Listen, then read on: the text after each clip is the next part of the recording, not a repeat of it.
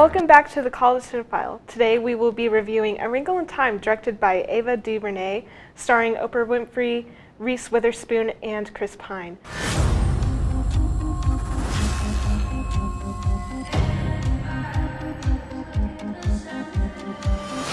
With me is Dr. Destiny to talk about this movie. So, Dr. Destiny, thoughts? I know, that's what I was telling them. I was like, it's aggressively Like, it's not like the worst movie I've ever seen, but it's like, it's really not that great either. It's really, it's okay, and I read the book back in like elementary school, and I've heard like a couple of my other friends have. I know you haven't, No. But I can't really remember much of the books. I can't say it was close to the source material, but what I will say is that like it could have done better. Yeah, it was okay. I think it was an extremely cliche movie. I don't feel like it really brought anything new to the table, you know? Yeah.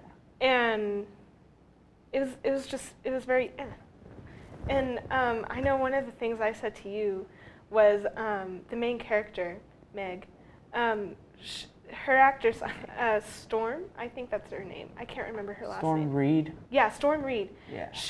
I think she did a pretty good job. It's just, I don't think her character was very likable. I did not enjoy her character.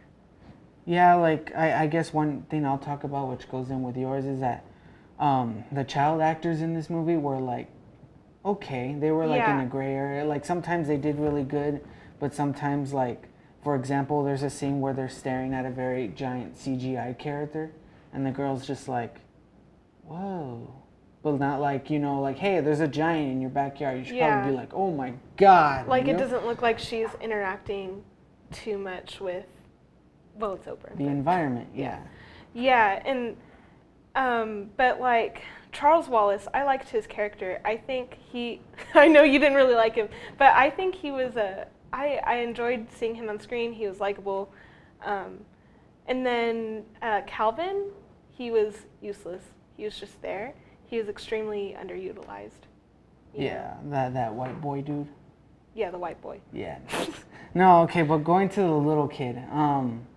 Nothing against the little kid, but yeah, it's just I guess I don't really have a problem with child actors. It's when the director like relies on the child actor to carry the movie, and like he's in a lot of pivotal scenes. That kid, I don't know, I just didn't really like him. I'm not a fan of like the bratty like small kid in like I didn't think he was bratty stuff. Though. I got that him because that like he viewed himself as like he's very intellectually smart and above everyone. I think he knew he was smart and very intellectual, but I don't think he saw himself above anyone though. Come on, what do you know about Harmless?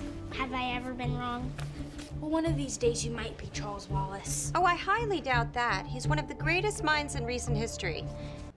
Well, in some ways, yes, because he's like, I knew you guys were coming. Like, I don't know, just in the way he delivered his lines. But that's not being a brat. That's not being like, oh, I'm above you.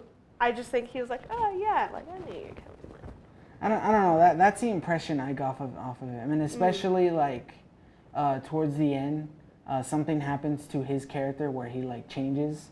I guess if you're not going to watch this movie, spoiler alert, but he turns evil for a bit. And so, yeah, when he turns evil, like, I don't know, I just didn't really, like, buy his character, if that makes sense. Well, I don't know, I didn't really like it that much. That time when he was different from his usual self, he wasn't himself. That wasn't him. That was the it that they were talking about. That wasn't Charles Wallace. Right, but it's still, I'm still talking about, like, the acting. Like, the acting, I didn't really like it. Like, I didn't really like the way he... I don't know how to like exactly put it into words. I feel like I've seen a lot worse child actors before. Yeah, like he's definitely not the worst child actor in the history of child actors. But I don't know, I just didn't really like his performance. Yeah. Just saying. Yeah, and I don't like there. So like one of the things I told you that bothered me was there's a bully in the movie, and like she's just mean to just be mean. And in the movie, they're like, oh, but she has problems too. And I'm like, I don't really buy her just being mean to be mean. I really hate that trope. it's a trope that like I wish would go away and would never come back, you know, because I hate it so much. Yeah, like it's just really like you need a human, because it's a big sci-fi adventure, so you really need a human antagonist to get the character, so that's why you do a bully just to be mean. Yeah. You know, it's a really old trope. I hate it though. Yeah. I was thinking about it though after we talked about it, and one recent movie that came out that breaks that trope very well is Wonder. I don't know if you saw it. I didn't see it. Yeah, because like that movie focuses on like all the aspects of this kid's life. So they focus on the sister's life and all that. And there's one part where they focus on the bully, and they show like the different dimensions of the bully and how he's going through stuff too. Yeah. That's a good way to break that trope. You know, it makes characters more relatable. Whereas in this movie, it's in a shot. They'd show it in one shot that she has these issues, but like. Yeah, you don't really buy it. Yeah, it's like, oh, okay, sure. And then, let's see, what else? It's a very visually stunning movie. Yeah, like there was a lot of good like green screen effects, like that one shot you see in the trailer with like the leaf creature. That was done very well, especially when the kids are like riding it and the way like it's flowing like a leaf. It was done pretty well. Yeah. Oh, but also there was really weird cuts in editing. The editing was kind of wonky. You know? Yeah, especially in the beginning when it's just like dialogue heavy and exposition. Like I don't know, it's like really like cutty dialogue. Like people don't. They're not normally allowed to like finish their sentence. As soon as it finishes, the next one starts right away from somebody else, and it's not normal speaking. Yeah. And could be either the acting, but mostly the editing, especially in some of the shots. Yeah, like. I don't know, it would cut to another shot, and it was like at one point the leaf lady, Reese Witherspoon, so like they're not on her back, but then they cut and they're on her back, but like it was a weird cut, and I was just like, what? You know. Another thing, the soundtrack, I didn't care for it at all.